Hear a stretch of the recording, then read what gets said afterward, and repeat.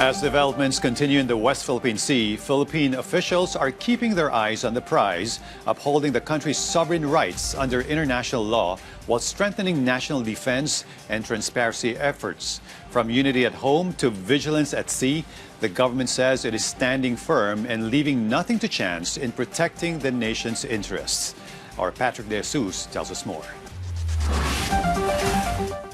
Instead of debating the West Philippine Sea, the National Maritime Council believes it is better to unite as Filipinos to defend the country's rights and interests. According to the NMC, all the steps currently being taken by the government are in accordance with international law, which defines the Philippines' maritime rights. Ang soberanya o sovereignty and sovereign rights natin it's not up for debate. The international law has already ruled on it na kung ano meron tayo. Wala tayong makukuha magandang patutunguhan nito kasi it will only provide more yung kalituhan sa ating mga kababayan kung isa-subject natin sa debate ang ating sovereignty. The NMC also acknowledges the widespread information activities on social media aimed at spreading propaganda. This, however, they are countering with facts about what is happening at sea. Pinakamabisang panlaban sa disinformation ay hindi pananahimik. Ginagawa natin ito sa tinatawag nating yung Transparency Initiative.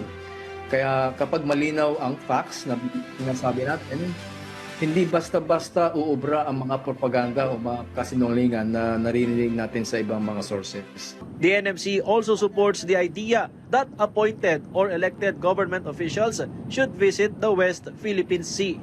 Kasi unfortunately, hindi kasi nila masyadong na-appreciate yung sitwasyon sa ground, ika nga, Ano ba ang meron doon sa, for example, sa Kalayaan Island Group, sa Pag-asa, Barangay Pag-asa, o sa municipality ng Kalayaan.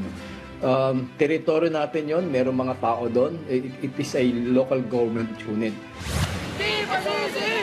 Several groups led by the Filipinos Do Not Yield movement held an activity at the Senate to show support for the passage of Senate Resolution 256, which condemns the statements of the Chinese embassy against Philippine officials. Atin ang West Philippine Sea! Ipaglaban! Atin ang West Philippine Sea! Ipaglaban!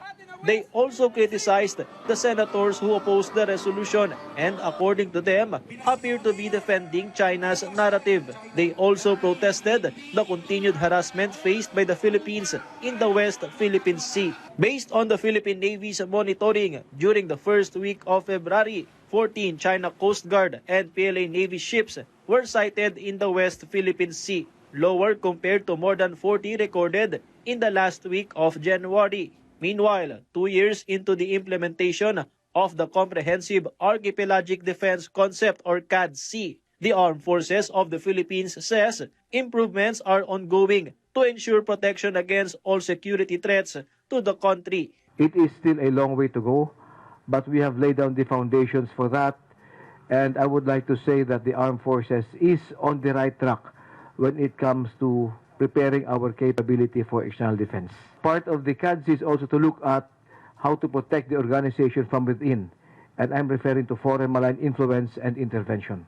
Patrick De Jesus from the National TV Network for a new and better Philippines.